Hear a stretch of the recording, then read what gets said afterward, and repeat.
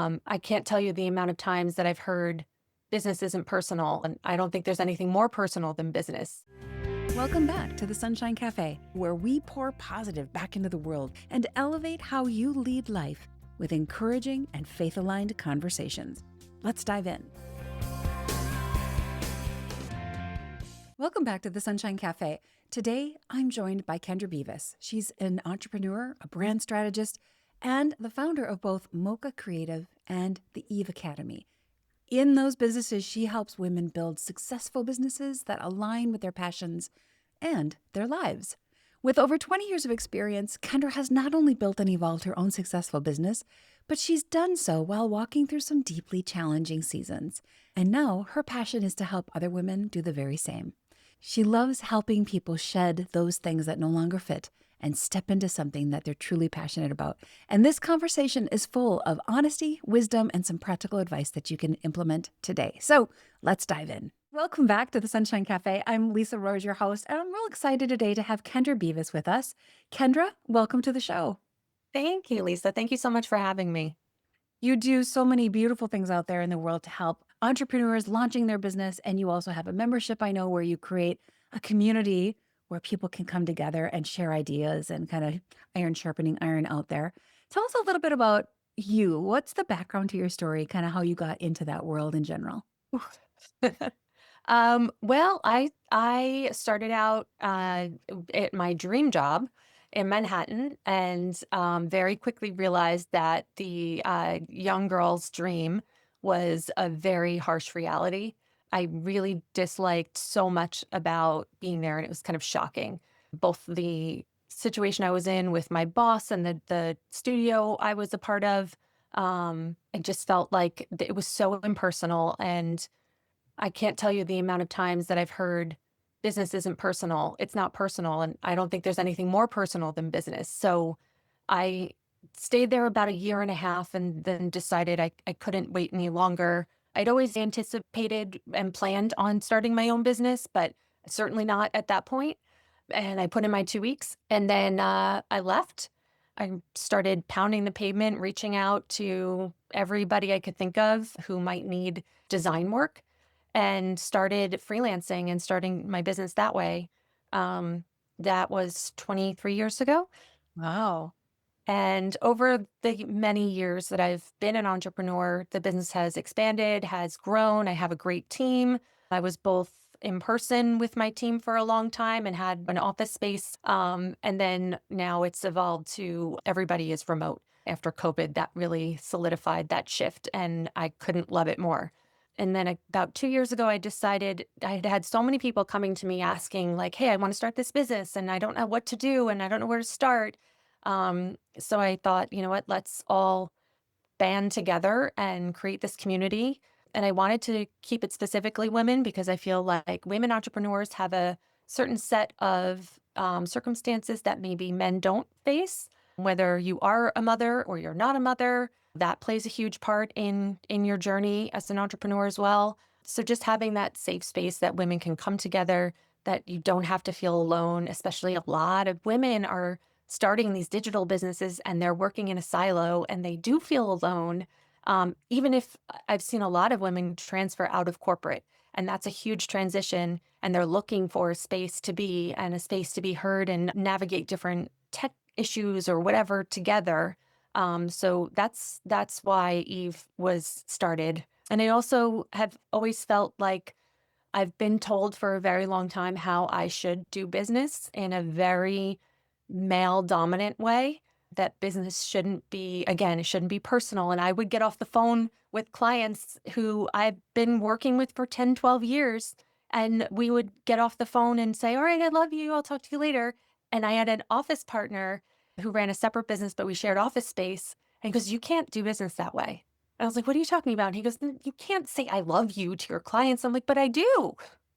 So I also felt like there was a softness that I wanted to give permission to women to be able to run their businesses any way they wanted without having to be so professional, or, you can be extremely successful just being who you are. And that permission to do that is another reason I started Eve. I love that. This the realness of that is so good. And I agree with you completely. Even when I was in corporate America, I had some really, and still do, have some really close relationships with those folks that were once just quote unquote, a client and now are just really good friends. They're still on my Yeah. Christmas list. We still keep Yeah. in touch. And yeah, we leave with the, hey, love you. Hope your family's doing great and all of that too. So Yeah. I've been to weddings, I've been to birthday parties of children, and these people have become a huge part of my life, and it's how we choose clients. I don't choose clients that I have a friction with. I mean, we're not always lucky enough to be able to do that in the beginning, but it's always the goal. yeah. When you work with somebody, when you can have a genuine relationship, it's always a better outcome. Yeah, absolutely. It might be a little different if you're selling a widget. If you're just selling a product, you may not Very need true, very as true. much. But service-based businesses, of Yeah, course, we have service-based that. businesses is a different thing, and I think you have to put the humanity back into it. In fact, I Yes. think you are much more successful if you do, and nobody enjoys working with you or for you if you are stripping all the humanity out of it. Especially right now with Right. AI, like the humanity is what is our distinguisher as a service-based professional. If you have a business that could be replaced by AI because you're just giving a product or an end result, it's so important to infuse the humanity into your business at this point because it's what's going to help you sustain through this time. Exactly. Well, and let's be real. We spend how many hours of our day at work? I mean, if you have to be non-human for Yeah. 8 to 10 hours a day of your life, that's a depressing place to be. No wonder you left the job, right? Yeah, yeah, and there was no space for life, and I always felt like I grew up in a family-owned business. It was, I'm 1, 2, third generation in the business. It's they've since closed it and they've retired. It was a deli, and in Mm. at the end of the day, that's what it was. It started out as cows and milk and delivery and all of that, but they created something that really became a pillar of or a meeting spot in the community, and marriages were formed and lifelong relationships happened there. So I saw how you can really build something beautiful and create community out of your business and allow for your life to be infused in that too. Because I don't think business and life are necessarily separate. I think they need to flow together.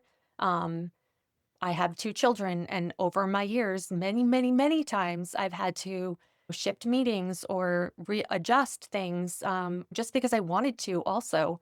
So it was another huge reason that I started my business, and now that I guide women in starting theirs to understand that they have that malleability when they have their own business. Yeah, definitely. It's almost like there's this trend toward, everybody is pretty familiar with the term of holistic health. Mm, And that's been, on the rise, I think more and more as people are seeking the root cause of issues in their health and things like that. But I think there's a little light on the horizon of holistic business mm, where you yeah, bring everything together. Like you are, I think it's actually when you and I were talking originally, you can't lead well if you don't feel well. no, You can't be a good leader if your health is compromised. So it's like this kind of this initiating this trend toward an integrative business environment as well, where humanity can survive, where families can survive, where relationships can begin and develop and grow. And I think that's a much more humane way to approach work. yeah, absolutely. And if you can establish that baseline of like, I am well, I am healthy, I am happy, now go for the next level where I'm inspired, I am joyful. And, how can you find that in your business and your life and infuse the two together? Yeah, exactly. And we all know, at least entrepreneurs or people who have been on careers in the corporate world, even if you have somebody that you're working with who's really well aligned in their position and they're happy and they're healthy and life is going cruising along well, they work better. They've got a Yes. better output of their job, more creative ideas, more excitement, all of that. And And it's that's infectious. exactly, I was just gonna say, it's contagious. Yeah, yeah. Infectious, so true. Contagious is a better word, probably. I like infectious, actually. It's good. There's so many things about your story that's intriguing, and in particular, when people are starting a business, there's always this kind of this line of, "I'm doing everything all by myself." Mm. And now I've got employees, from that mark in the sand where you stop being a solo entrepreneur and now you're dealing with employees and whatnot. You've had such great success and growth. How did you bridge that line or cross over that line? I mean, I was petrified to make that shift because now you're like responsible for someone else's livelihood. So I started small. I hired somebody part-time. I hired a virtual assistant from time to time. I've done that through the business. I've had full-time salaried employees. But what I've found that works best for my situation has been hiring contractors who come in and out depending on the project and the need, um, who also have their own businesses. So Mm, right now, my current team, who I've been working with for the past 8 years, um, they all have their own business, and we work together collaboratively weekly, but they also have their own thing going on. So it took some of the pressure off because now I'm not their sole source of income. It also allows them to keep doing projects that they're interested in. mhm. So when I get something in that is a branding project, that goes to Martin. When I get something in that is more social media and design, that goes to Britt. I have people on my team that I will refer to other vendors that are in this kind of creative circle that I've created. I've don't currently have any full-time employees, and it just seems to work a lot better for my business, and I didn't even know that was an option for a really long time until it sort of manifested that way, and that's been just a beautiful situation. There's so many benefits to having a full-time employee, and full-time team, but I would always advise, discuss with your accountant, make sure you have a really good financial advisor who can kind of look at your income currently, your projected income, because you can't forget that the person that you're bringing onto your team allows you to make more money. So while you're thinking like, okay, I'm bringing in, whatever it is, a month, a year, a quarter, you have to remember that the person that you're bringing on should also expand that income, so that you can cover and hopefully beyond what you're paying them. Um, so, there's a bit of faith, but there's also a lot of experts you need to kind of reach out to and then just make the jump. And a lot of times it's not the right person right away, but that doesn't mean that the right person isn't out there. And don't be afraid to bring someone on even on a temporary basis or under, like a 3 month I can't think of the word right Like a now, but, trial almost. yes, yes, to see, because you know what? If it's not good for you, it's not good for them either. Um, so, you can sort of dip your toe in the water that way too.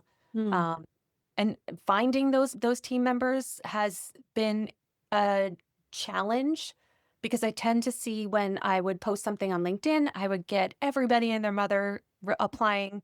And then after many, many interviews, discover that like none of these people can actually do what I need them to do. So what I started doing was like kind of reverse engineering that process, still putting the job out there on LinkedIn, still fielding those resumes, but I kind of would stalk people on Instagram, on LinkedIn, looking for the job title that I was looking for, because then you can really see, do they have a portfolio? Do they have examples of work? What is their work history? And then, hey, I found you. You seem like you'd be a great fit. Do you want to have a conversation? That's been real productive. I Mm. found all of my people, with the exception of one who was a referral. So, you know, don't be afraid to think outside the box. Yes, and take note of what you're putting on your Instagram page, right? Absolutely. Yes. Yes. People are maybe looking for you and you don't know it, and you want to make sure that you're putting what you want out there anyway. Right. So, well, you have had such great success over the last 20 years, 20 plus years now, with your business. And I'm just curious if there was ever a big pivot point or a big learning lesson, that something that you had gone through that really opened your eyes to something you needed to do differently. Yeah. I mean, so many times. when you're doing this as long as I have, like, I'm 45 years old now. When I started, I was in my early 20s. I was a kid. As your life changes, as you change, very likely your business is when we do that with a lot of our members, we'll do a business audit. And it's sort of like, does my business align with my life right now? Because it's going to change. So when I started out, it was really just more about figuring out where I wanted to be, who I wanted to be working with, what I wanted to be doing, services. I offered everything under the sun. I think at one point I took a project where I was printing um, uh, lampshades. Oh, Um, I worked with brides because I was obsessed with bridal industry and I was doing custom invitations, um, but realized like that was insanely, um, it just took a ton of time. You're hand doing these invitations. I was at the hospital giving birth to my daughter and putting together invitations with my family in the room because I had a deadline. So quickly after like 3, 4 years doing it, realized I don't like this anymore. I'm gonna shift gears. So I think that overall was a huge lesson. Like if you're not feeling it anymore, look at what can I pump up in another area. Even in my brand strategy business, we started out as strictly graphic design, became more web design over the years because that was the need and I love technology. So, that was the direction we moved in, but now really not loving web design anymore. So we've moved away from that and are really just brand strategy and marketing in that business in Mocha. So I just don't be afraid to stop something, to change something. My has changed due to life situations. I went through a divorce. I was a single mom. I was a brand new mom to my second baby when that was all happening. So, making sure that I could work when I needed to, that shifted my hours. I had to be really honest and transparent with my clients. And it was fine. mm, Um, and, I think having the business allowed me to have the freedom to make the choices that I've made in my life. Like, I don't know that I would have been able to exit that marriage at the time that I did had I not had a business that I could make more money, be able to afford my house and my mortgage on my own. So, the businesses helped me and changed in so many different ways because of all these things. yeah, it sounds like it. I wrote down, and I love that you are not a, don't be afraid to try it and don't be afraid to drop it. Yeah. Because how would Permission. you know if Right. you try something and like when I was a kid and I thought like, oh, I'm gonna be this designer, it lives in the city and blah, blah, blah. And I get there and I'm like, oh no. That's not what I Um, want at all. no. So Yeah. I mean, you have to try things on. I very much strongly believe you should try yourself on in a way too. Mm, Do I want to play this role? Maybe I don't want to do it in this way. Maybe this is the only way I've seen how to do it, but I think there's another way. Try it. yeah. Yeah. Give yourself permission and permission to fail. Failure is such an important part. I think it's always been kind of like the proverbial four-letter word, fail, but it's a stepping stone to success. You have to have so many failures before you find the success. It's just It's more just as part of information. exactly. It's just information. So Yeah. true. That's really well said. Well, I'd be curious just to pivot just a little bit because you are such a strong business entrepreneur, woman in business who's making a difference in so many other women's lives. I'm curious if we can pivot a little bit introspectively a little bit because that's a tough journey when you're on your own, building all of that and going through all the various things that you've already shared with us that you've gone through. So, on those lower moments when things were really hard, how did you find the, I don't know, the motivation, the drive, and the willingness to press on? How'd you do that? I mean, the alternative, like thinking specifically about being a single parent to a newborn and a 3-year-old, the alternative was going to find a job somewhere else. And that removes me from my children and creates a whole Mm, host of other issues. So I think a lot of it was I'm doing something that I absolutely love, and I love the people I was working with. So it wasn't ever like I can't stand this anymore. It was just the biggest blessing I could have had because, like I said, if I were at a full time job in an office, the childcare, like, that would have been so hard to do as a single parent, um, where, because I was home, I didn't have to worry about, like, the expense of childcare, and, I mean, I did at one point start bringing in help, um, but, yeah, it was never a thing of, like, "I can't stand this is sucking my soul." Mm. It was completely the opposite, and, days when it's a lot to think about or it's hard, that's when I'm so glad I have the community of women I have. When it started as just my team and, I was just leaning on them to help me sort out my brain, or, close friends, but now it's these women and it's just I've had many days where we get on a call and because we have a variety of different monthly calls, but one of them is like a coffee talk. And multiple times, whether it's myself or somebody else will come on there and just be like, I don't know. I don't know what to do. I need your help." Um, so yeah, I think just having a really strong circle of people that support you is very important because there are days where you're going to be looking at that resume, you're going to be searching LinkedIn, like this would just be so much easier if, but then, you remember and hopefully you are doing something that you're super passionate about, that you absolutely love. And, then you put that resume back down and just continue Step about your day. away from the resume, Yes. right? Yeah, but That's it's gonna so happen. You're gonna have those days, and maybe yeah, just take a nap. yeah, right, exactly, sometimes it is just sleep. Yeah, Um, it's everything's got trade-offs, isn't it? It's like definitely. having your own business is not easier, but it No. offers a lot of flexibility, Yes. and working for someone else isn't very flexible, but it's a lot easier. So, there's always these trade-offs, and I think there's a skill in its own right of just learning how to balance the different pros and cons of everything. Yeah, and I don't think, not to say that owning a business is, I do it, but you can't. Like, I think it's not for everybody. Yeah.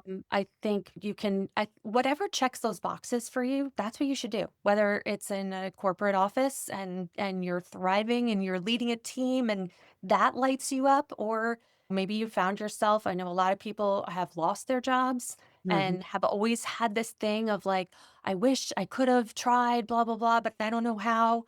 I'm seeing a lot of that right now.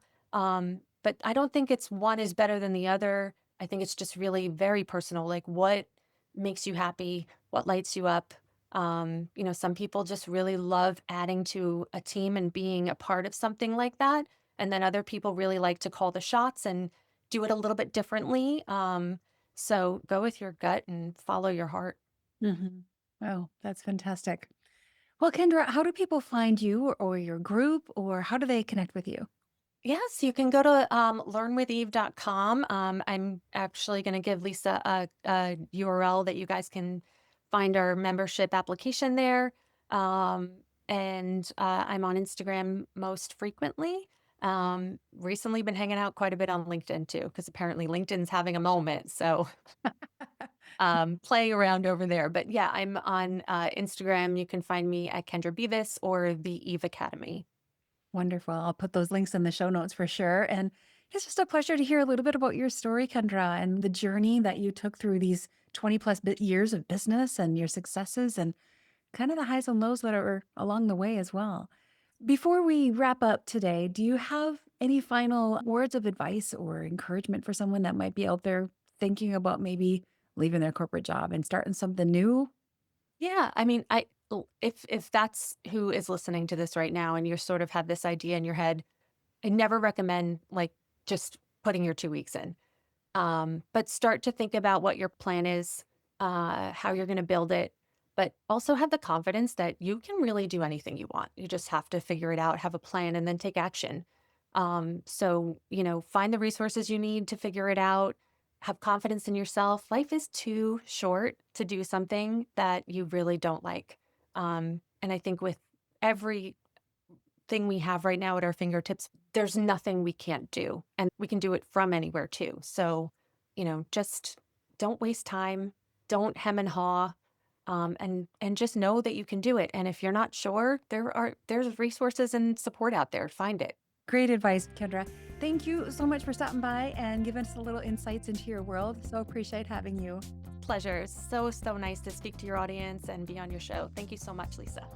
I so enjoyed my conversation with Kendra. She and I just had a great connection, and I have 5 beautiful takeaways for you today. Number 1, bring your humanity, my friends, into your work. Business certainly does not need to be cold or transactional. In fact, it's going to be a lot better if you just let it be human and personal. The relationships you build, the care that you show, and the authenticity that you bring, they're not liabilities. They're actually an advantage, especially in a world that has growing presence of AI and automation. In this world, your humanity is your differentiator, and your humanity makes your offering matter for you and your clients, bringing an impact that also brings success, and success that you can really enjoy. Number 2, design a life-aligned business, not a life-draining one. Your work should fit into your life, not overwhelm it. And yes, there's always an ebb and flow, but as Kendra showed us, business can flex with things like motherhood, hard seasons of our life, and major life changes, and it can still thrive. The goal isn't just success, it's alignment and building something that really fits your life, the life that you want to live, while still allowing you to enjoy the process as well. Number 3, clarity comes through action, not by overthinking it. No matter how much time you spend thinking about it, you will not figure it all out until you start taking action. You literally need to try it on. You need to live it out to know whether it's going to feel right for you. We truly figure out our business and actually most things in life by just doing them, trying them, failing, pivoting, trying again. That's not a detour, and it's not failure either. That actually is the path. In fact, failure is not failure. It's feedback. It's data. It's only information. And growth comes from taking action. Not perfect action, not in any way, shape, or form, just intentional action. So go ahead, take action, assess, readjust, take action again, rinse and repeat. Number 4, you were never meant to do this life alone. One of the most honest and powerful steps in our journey is when we can actually pause and say out loud, I don't know what to do. I need help. Now that can apply to a lot of areas, even outside of business, but acknowledging that you need help is not a sign of failure or weakness. It's actually a step toward wisdom. You will get better ideas when you work with others to refine and polish those ideas. So find a community, find your peeps, immerse yourself in a supportive group of like-minded individuals who are able to give you the support that you need and want, the encouragement that inevitably you're going to need, and even to sometimes challenge the ideas that you're considering so you're sure that you're investing your time in the right places. That kind of community will not only help you clarify your goals, but it's also going to bring you more confidence and make you more resilient. Research consistently shows this kind of connection plays a major role in both growth and our well-being. We really do need each other. Isolation is going to slow you down, my friend. Connection is going to give you strength. And finally, number 5, if you feel the pull, don't ignore it. If something inside of you is nudging you toward change, pay attention to it and consider taking some action. You don't have to leap blindly, though. In fact, don't do that. Kendra tells us to make a plan so you can take action with confidence and intention. Life is too short to stay in a job that doesn't fit. It doesn't have to happen overnight. Your business doesn't have to grow into a major success in the next quarter. It takes time and it takes consistency, but you can do it. You can figure it out. You just need to begin. Hey friend, before you go, if today's conversation resonated with you, I've created a free guide that's called the 7 Ways to Build a Grateful Mindset, because gratitude is a powerful way of creating more positivity, more energy, more motivated mindset to help you move through your day. You can grab that guide in the show notes right here below, and I would love for you to have it. Also, one of these 2 videos up here may also be very helpful for you. Go ahead and take a listen to one of those, and it may help your business. Thank you for stopping by the Sunshine Café today. Until next time, Be encouraged and inspired, and I'll look forward to seeing you back here next week at the Sunshine Café.